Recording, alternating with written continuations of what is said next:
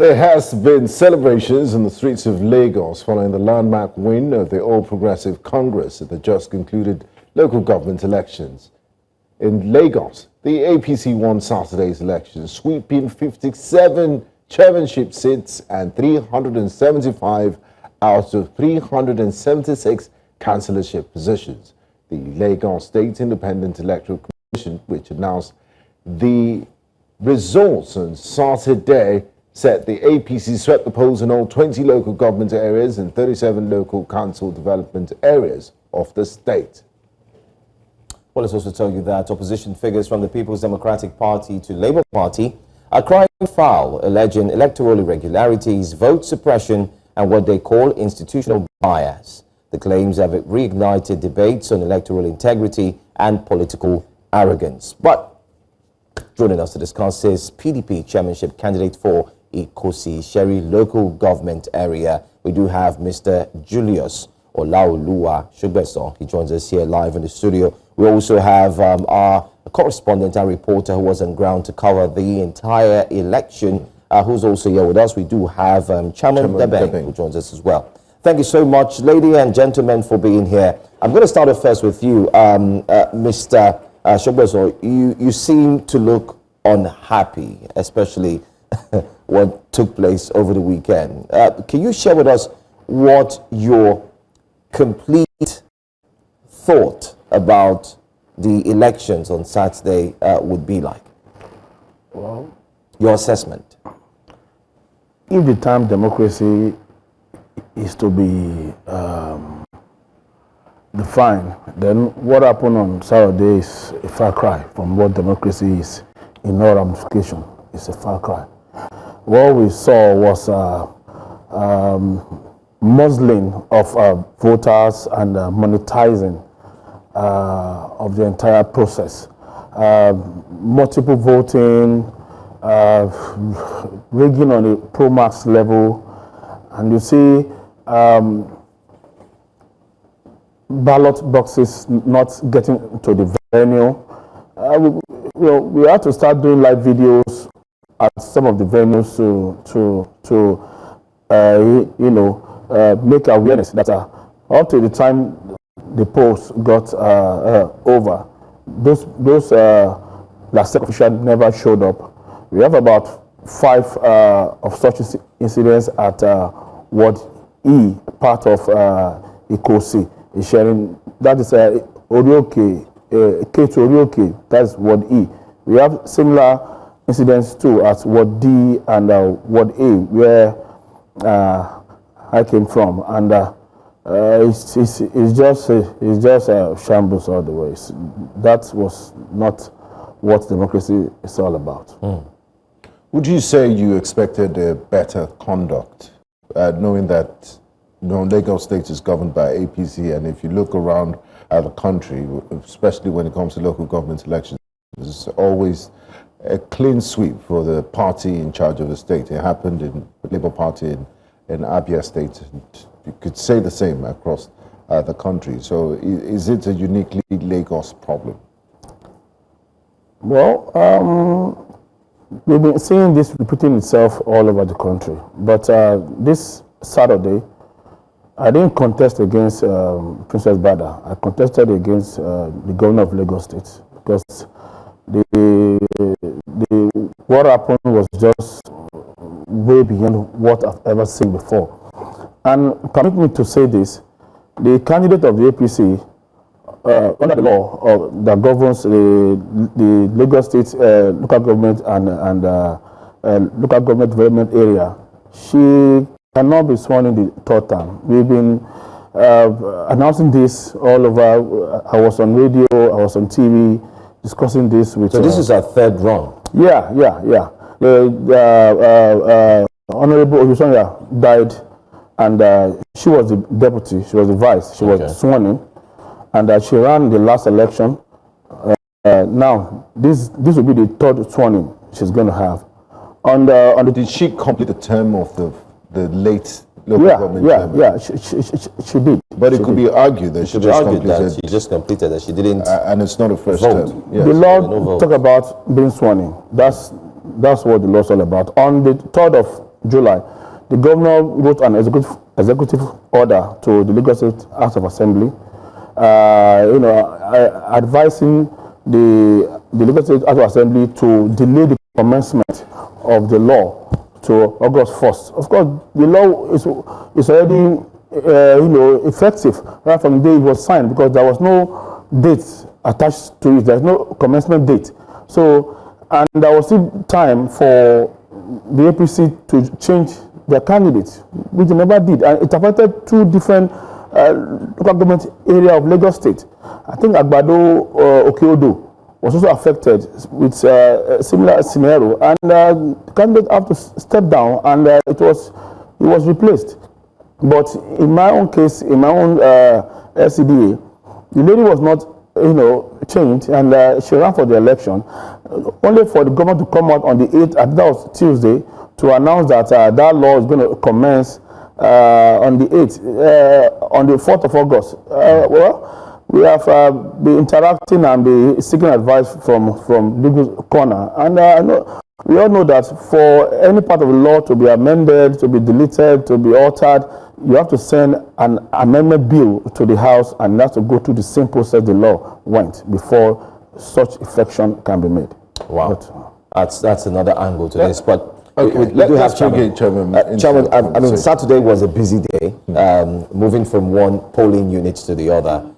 There were claims that some polling units never existed, and those that existed all of a sudden grew wings, flew away, and disappeared. Can you share with us what your experience was like on Saturday? All right, so on Saturday, I covered about 5 different locations. I believe it was Ikeja, Alimosho, Agege, Festac, as well as Jerome Ifelodun, pardon my pronunciation. And a couple of things that we were looking out for during that period was whether people were voting for parties versus the actual candidates, or if they were, if they had the desire to even vote at all. And going to Ikeja, I think Ikeja was the only place where people were actively coming out to vote. As a matter of fact, they were waiting for the LAISEC officials to be there. They had music playing, everybody was standing around. And based on the conversation that we had there were mixed responses. Some were about the party, some were about the candidates. But the moment we left Ikeja, it was a different ballgame. We got to Agege, went through about 6 different polling units. All of them were empty. Empty of officials or voters? There were officials, actually. Okay. There were officials. The only place where officials hadn't yet shown up was at Alimosho. They were about an hour late. And the excuse that was given was an issue of transportation. But in Agege, we went through about 6 different polling units. Officials were present, but nobody came out to vote as of the time that we were there. Because we were moving from place to place, it's possible that people eventually came out after we passed that area. But even when we did a 180 to go back and see, there weren't a lot of people. And having that conversation with the LAISEC officials, they told us that it was an issue of misinformation, telling people that there's no movement, but then you have individuals coming out to play football on the streets. But you tell them that, it's misinformation because you told them to stay at home. That's why they're not out. But yet they're out on the streets. And while we were moving around as well, at a point in, I believe, Festac, or was it? I think it was Ifelodun. There was a particular aspirant that was there, and he complained that despite getting clearance, despite getting accredited by LAISEC, his own party did not appear on the ballot paper. And this was not the only situation that actually happened. We've visited a couple of other places where there was only one party on the ballot paper. And what party? That's the APC. There was one that was just APC and PDP. There was one that was only PDP. There was one that was only APC. So you're left with only one party to vote for. And if you're really talking about having free and fair elections, it can't be only one party on the ballot paper. There has to be other people coming out to represent the people. Wow.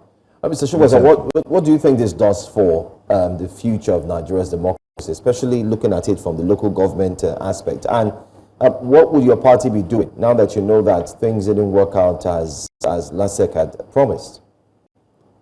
Well, let me start from here.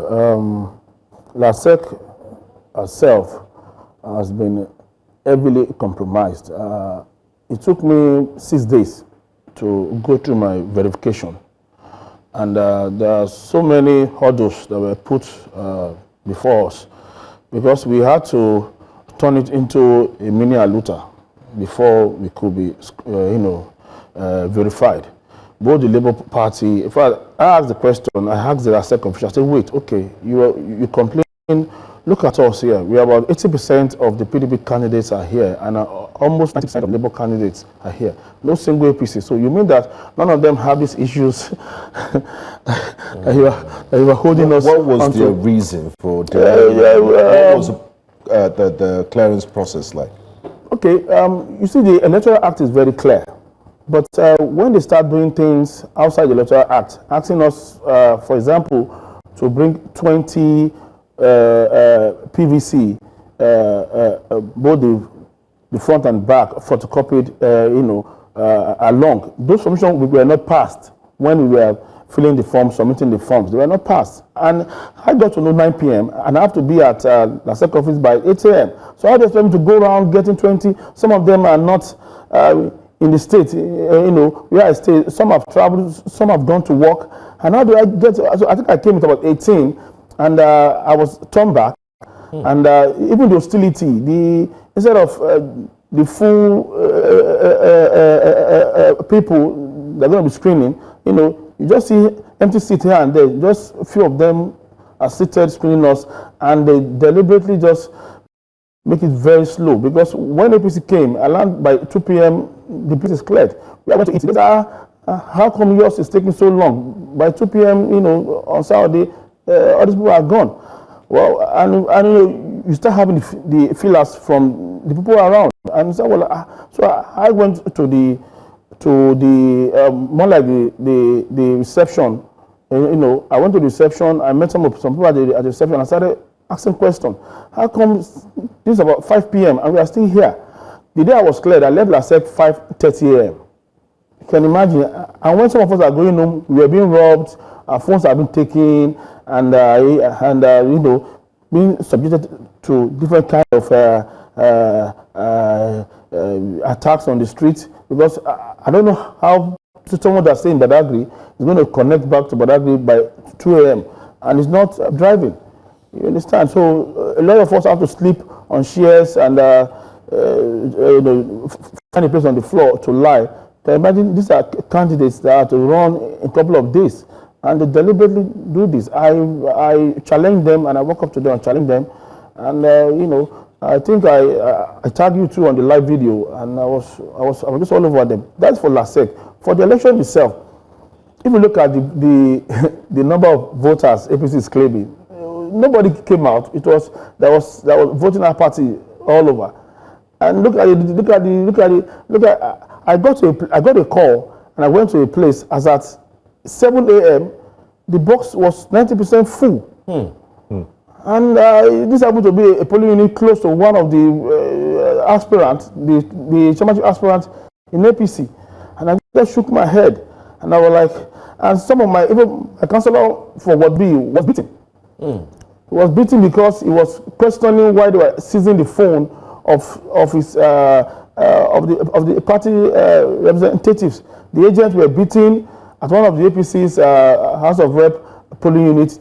The agent was beaten and was sent away from. In fact, that happened all over, except it was minimal in my own ward, maybe because of my own presence, But outside my ward, it was free for all. They were just going all around beating people.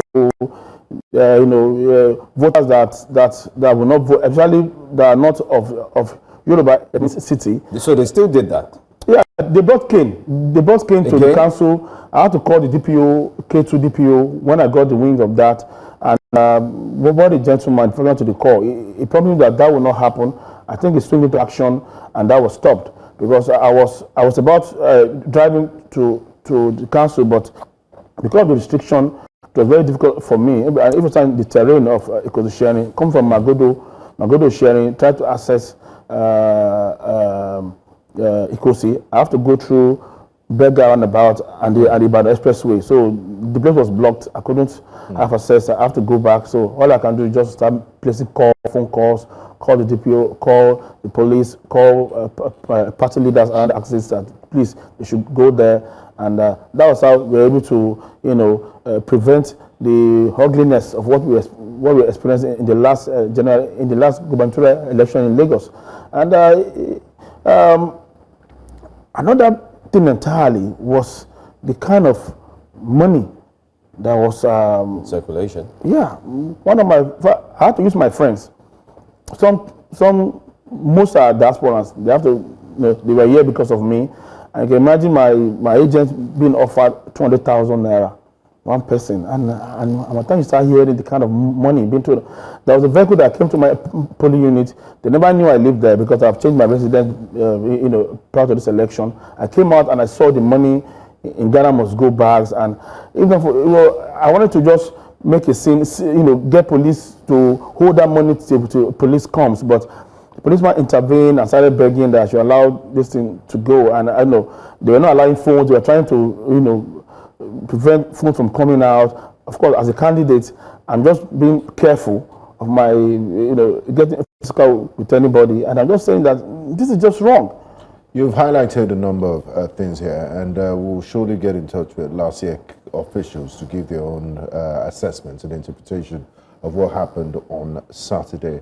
Now, Chamun, you've covered elections in the past, and this is a very different election from the feelers we've been getting and eyewitness accounts. One of the reasons why some would argue that this irregularities happened is because of the lackadaisical attitude of Lagosians towards the elections, the lack of interest, and the fact that there was high voter apathy. From your interactions with people, what do you think led Lagosians to rather play football than come out to vote in their local government elections, knowing the importance of these elections being the closest arm of government to the people? Well, honestly, like you said, vote apathy for me was the catchphrase of the day. Lots of empty polling units, like I said earlier on. People would rather play on the streets than actually cast their votes. And a couple of things that I saw and understood based on conversations with the people was the fact that, one, they didn't really see these type of grassroots elections as something so important, which is a massive mistake, because these local government chairmen and councillors, they're the ones that interface with you directly. They're the ones that handle what is going on within that space. It's not that easy for you to reach the governor or reach the president, but these are the people that are there for you. But even more glaring is the voter apathy that exists itself. And it's the fact that many people feel like the politicians that we have today are not living up to the expectations. They make several campaign promises and probably only deliver 2%. And it's more like, okay, let's just do this so that the people can be quiet. And this was the response that I got from many of the people that I spoke to. There was a young man, Taufik Onike, who basically said he doesn't care about these elections because at the end of the day, nothing changes.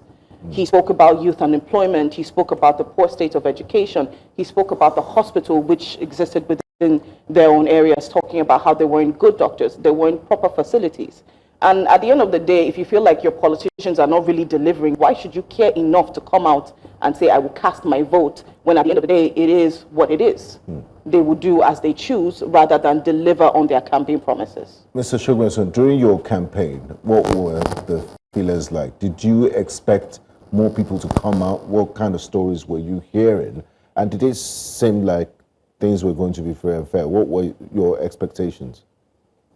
Well, because Isheri happens to be, my ward is about 90% elite, from Magodo to Irregularities Estate, or Mole Phase 2, the Jubilee Estate. Then even though Lower is more or less an elite settlement. I spoke with some of the CDH chairmen, and there's one thing that that was constant, when I talk to most of them, they've never seen any impact of the local government. Most of the roads, our street lights are done by ourselves. We contribute money, we pay heavily for estate deals and security deals to ensure that we are secured, we have good road. we maintain our roots ourselves. And there's absolutely zero presence of local government at the local government level. So I told them that we've been having fire hazard on this axis of Federal Bridge constantly. Oh, yes. It's almost sure every year it's going to happen. And I told them, local government, there's something fantastic that can be done. We can have a sprinkler system here, solar powered, that whenever these things happen, you just press the button and there's water everywhere, and it's going to hold this thing till the first responders, arrives. Another thing we can do is to station a fire truck here. Since we know that this thing has been happening and we are almost sure it's going to happen again, just a matter of time. And these are things that local government should be doing. In my own words, since 1999, just 3 roads have been fixed by local government.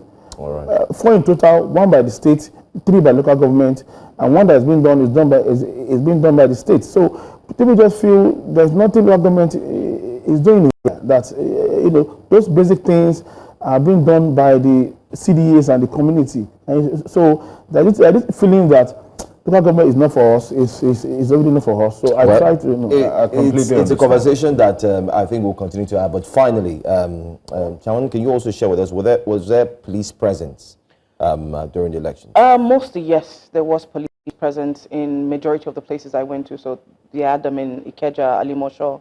I think the only place that I didn't see a lot of police presence was in Agege. But from what I understood, they only had a select few that were basically going around, but they didn't have anyone specifically stationed in a particular area. And I think also the same thing when I went to Ifelodun. Yes. Well, I'm sure this is a conversation that we'd like to carry on.